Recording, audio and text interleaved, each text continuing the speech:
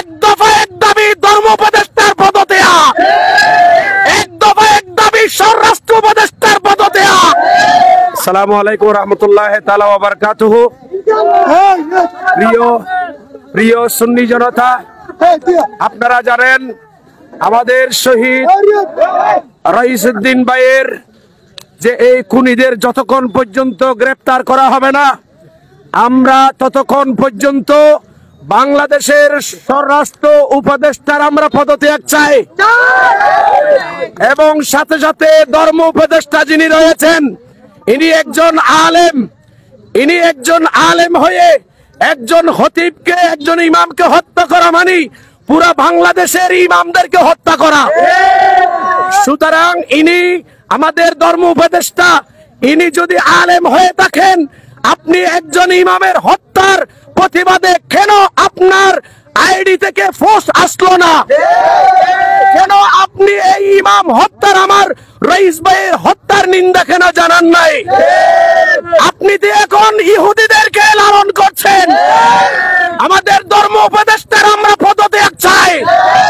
এক দফা এক দাবি ধর্ম উপদেষ্টার পদত্যাগ, এক দফা এক দাবি স্বরাষ্ট্র উপদেষ্টার পদত্যাগ। আর যদি না হয়, আমরা বাংলাদেশের রাজপথ, নৌপথ এবং রেলপথকে আমরা রেলপথ ঘেরাও করব।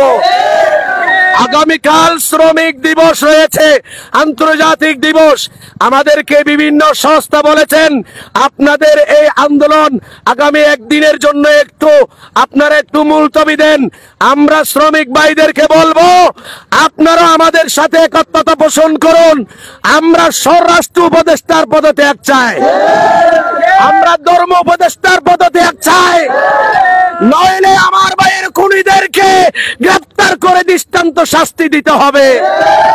না হয় সুন্নি জনতা, এই দেশের আপামর জনতা যারা আজকে ইমামকে হত্যা করেছে, ইমামকে হত্যা করা মানে পুরা মুসলিম জাতিকে হত্যা করা। যেই দেশে ইমাম নিরাপত্তা নাই, সেই দেশে মুক্তদি কেমনে নিরাপত্তা থাকবে? আমরা যারা বৈষম্যের কথা বলেছে, যারা স্লোগান দিয়েছে, আমরা আগে স্লোগান দিয়েছি ৭১-এর বাংলায় বৈষম্যের ঠাঁই নাই।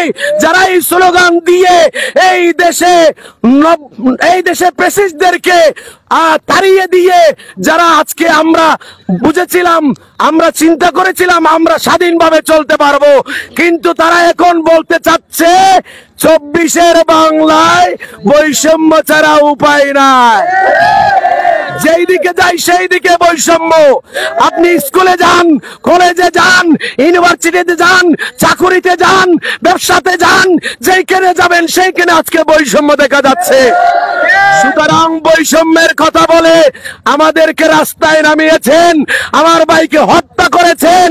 যারা শুধুমাত্র যে রমজানের তারাবিকে সামনে রেখে ২০ রাকাত নাকি ৮ রাকাত, এখান থেকে তো আমার ভাই রইসকে হত্যা করার ভূমিকা শুরু করেছিল। সুতরাং আমরা সুন্নি হত্যা কেন? আমার ভাই শহীদ কেন? আমার ভাই শহীদ কেন? লেগেছে রে, লেগেছে। আপনাদের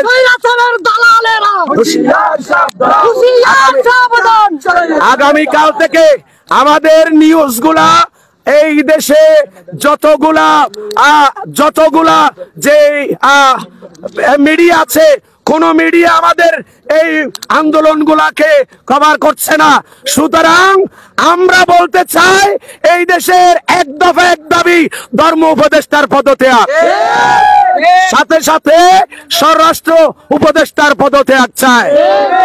এবং আমরা ভেবেছিলাম যে প্রধান উপদেষ্টা আমাদের চট্টগ্রামের, যেই উপদেষ্টা চট্টগ্রামের মানুষের খবর রাখে না, এই উপদেষ্টা ইমামের খবর কেমনে রাখবে?